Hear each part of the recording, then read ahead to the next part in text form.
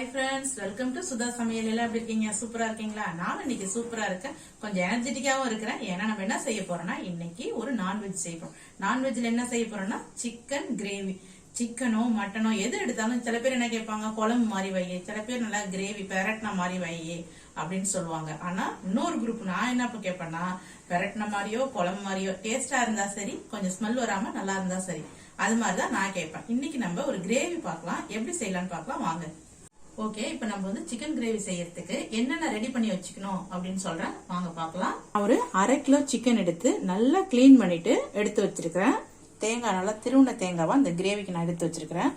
அது கூட ஒரு 4-5 முந்திரி பருப்பு,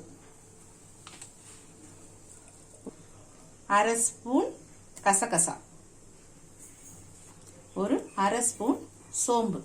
இப்போ இந்த தேங்காய், முந்திரி பருப்பு, கசகசா, சோம்பு இது எல்லாத்தையும் நம்ம மிக்சியில போட்டு நல்லா நைஸ் பேஸ்ட் ஆக்கி எடுத்து வச்சுப்போம். ஓகே, இப்போ வந்து நம்ம தேங்காய், அந்த சோம்பு, கசகசா போட்டு முந்திரி பருப்பு போட்டு அந்த பேஸ்ட் நம்ம ரெடி ஆக்கிட்டோம்.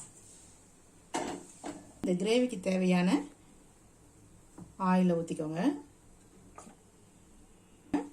2 பிரியாணி இலை, ஒரு ஸ்டாரு, பட்டை ஒரு 2, கிராம்பு 2.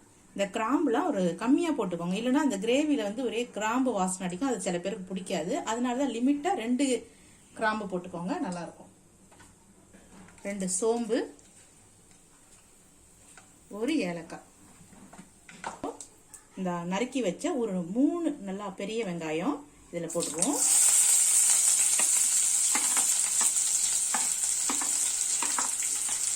கொஞ்சம் நம்ம வெங்காயம் தக்காளி கொஞ்சம் அதிகமா இருந்தாலும் அந்த கிரேவி நல்லா இருக்கும். நான் ஒரு 3 பெரிய வெங்காயம் நல்லா நைஸா கட் பண்ணி இதை போட்டிருக்கேன்.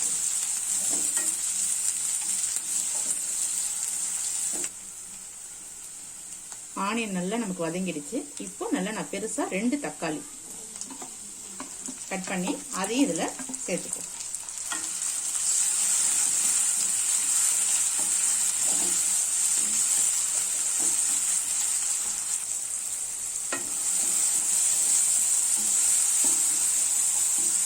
இப்போ இந்த வெங்காயம் தக்காளி நல்லா வதங்கிடுச்சு. இந்த வெங்காயம் தக்காளி வதங்கும் போது கொஞ்சம் சிக்கன் மசாலா நல்லா ஒரு 1.5 ஸ்பூன் இஞ்சி பூண்டு பேஸ்ட் அதில் சேர்த்துப்போம்.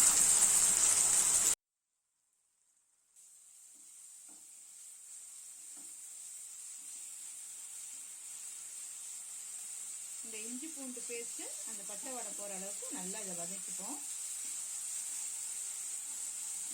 இப்போ நம்ம கிளீன் பண்ணி வச்ச சிக்கனை இது கூட அப்படியே சேர்த்துப்போம்.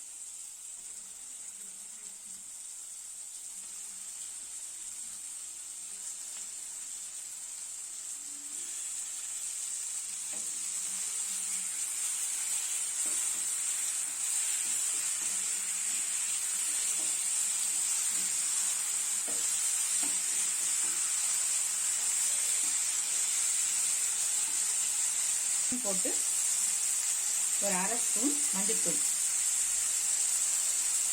1 ஸ்பூன் தனி மிளகாத்தூள், மல்லித்தூள் ஒரு 1.5 ஸ்பூன். இதையும் சேர்த்து இந்த சிக்கனோட நல்லா அப்படியே ஒரு வதக்கி விடுவோம்.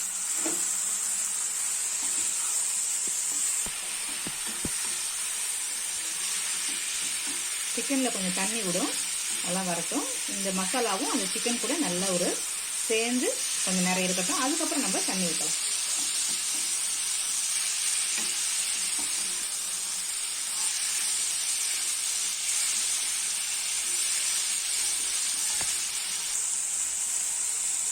வீட்டில் அரைச்ச குழம்பு தூள் ஒரு 2 தூள் உங்கள்கிட்ட இல்லை அப்படின்னா, பேச்சுலர் பசங்க வெளியில இருந்து நீங்க சமைக்கிறீங்க, குழம்பு தூள்லாம் இல்லை அப்படின்னா நம்ம இன்னொரு ஸ்பூன் தனி மிளகாத்தூளும் மல்லித்தூள் ஒரு 2 ஸ்பூனும் சேர்த்து இந்த கிரேவியை செஞ்சிடலாம். குழம்பு தூள் வந்து இதுக்கு ரொம்ப இம்பார்ட்டன்ட்லாம் நமக்கு கிடையாது. 5 நிமிஷமாவது இந்த மசாலா கூடயே அந்த கறியை போட்டு அப்படியே பரட்டிட்டே இருங்க, ஒரு 5 நிமிஷம். அப்பதான் அந்த கிரேவி நல்லா டேஸ்ட் கொடுக்கும். டக்குன்னு தண்ணிலாம் ஊற்றிடாதீங்க. இப்போ இந்த கிரேவிக்கு தேவையான அளவு நம்ம உப்பு போட்டுக்கலாம்.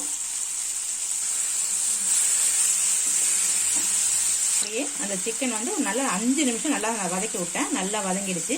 இப்போ இந்த கிரேவிக்கு தேவையான அளவு திட்டமா தண்ணி ஊற்றிக்கோங்க. ரொம்ப ஊற்றிட்டீங்கன்னா அப்புறம் அது குழம்பு மாதிரி போயிடும். லைட்டா ஒரு 1/2 கிலோ சிக்கனுக்கு ஒரு டம்ளர் தண்ணி சேர்த்துக்கோங்களேன் போதும். ஏன்னா நிறைய தண்ணி சேர்த்துட்டோம்னா அப்புறம் அது குழம்பு மாதிரி ஆயிடும். அப்புறம் தண்ணி சுண்டட்டும் நம்ம வெயிட் பண்ணிட்டு இருப்போம். ஒரு 1/2 கிலோ சிக்கன்னா ஒரு நல்ல மீடியம் சைஸ்ல டம்ளர்ல ஒரு டம்ளர் சேர்த்துக்கோங்க. இப்போ இந்த ஸ்டேஜில் இதில் உப்பு காரம்லாம் பார்த்துக்கோங்க. பார்த்துக்கிட்டு உங்களுக்கு ஏதாவது குறைஞ்சதுன்னா ஒரு காரம் உப்பு போட்டுக்கிட்டு இது கொஞ்சம் நம்ம மீடியம் ஃப்ளேமில் வச்சு இந்த சிக்கனை நல்லா கொஞ்சம் அப்படியே வேக வைப்போம். இப்போ இந்த கிரேவி எப்படி இருக்குன்னு பார்ப்போம். ஒரு 10 நிமிஷம் ஆயிடுச்சு. நம்ம அரைச்சி வச்ச அந்த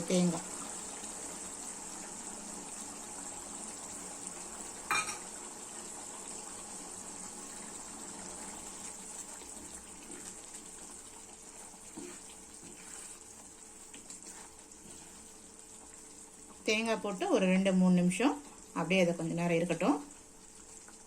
இப்போ இந்த கிரேவி எப்படி இருக்குன்னு பார்ப்போம்.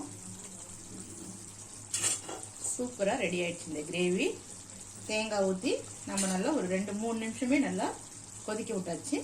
இப்போ இதுக்கு நம்ம ஒரு ஃபைனல் டச் கொத்தமல்லி தழை லைட்டாக போட்டு அப்படியே ஆஃப் பண்ணிட வேண்டியதுதான். கொத்தமல்லி தழை கூட நம்ம இறக்குறப்ப போட்டு இறக்குங்க, சூப்பரா இருக்கும். சில டிப்ஸ்லாம் இந்த கிரேவி நம்ம இருக்குது. சாதாரணமா இஞ்சி பூண்டு நிறைய ஆயிடுச்சுன்னா அப்படியே போடாதீங்க. இதுக்கு என்ன தேவையோ 1 ஸ்பூனா 1.5 ஸ்பூன் அது மட்டும் போடுங்க, அப்பதான் நல்லா இருக்கும். இல்லைன்னா வெறும் ஃபுல்லா இஞ்சி பூண்டு அந்த ஸ்மெல் அடிக்கும் அந்த கிரேவில. அது மாதிரி கிராம்பு அதிகமா போட்டா அது ஃபுல்லா கிராம்பு வாடை அடிக்கும். எல்லாமே போட்டா எல்லாம் தேவையா மீடியமா போட்டு செய்யுங்க, அருமையா இந்த கிரேவி இருக்கும். பாருங்க எப்படி இருக்கு பாருங்க. இப்போ நம்ம இதை ஆஃப் பண்ணிடலாம். ஓகே ஃப்ரெண்ட்ஸ், நான் ஒரு நல்ல கிரேவி வச்சிட்டேன்னு நினைக்கிறேன். நீங்க அதை செஞ்சு பார்த்துட்டு எப்படி இருக்கு, நல்லா இருக்கா நல்லா இல்லையான்னு கமெண்ட் பண்ணுங்க. அதே மாதிரி இந்த குழம்பு தான் பிடிக்கும்னு சொல்லுவாங்களா, அவங்க குழம்பு செஞ்சு காட்டுங்க அப்படின்னு நீங்க கமெண்ட் பண்ணா கண்டிப்பா நம்ம வந்து குழம்பு செஞ்சு காட்டுவோம். ஏன்னா எங்க வீட்டுக்காரங்களாம் குழம்பு தான் கேட்பாங்க, நல்லா தாராளமா போட்டு சாப்பிடணும், குழம்பு வை அப்படின்னு சொல்லுவாங்க. அது மாதிரி உங்களுக்கு குழம்பு பிடிச்சிருந்ததுன்னா கேளுங்க, நான் அதையும் செஞ்சு காட்டுறேன். எப்படி இருக்குன்னு பாருங்க. இந்த கிரேவியை செஞ்சுட்டு எப்படி இருக்குன்னு எனக்கு கமெண்ட் பண்ணுங்க. என் சேனல் உங்களுக்கு பிடிச்சிருந்தா லைக் பண்ணுங்க, சப்ஸ்கிரைப் பண்ணுங்க.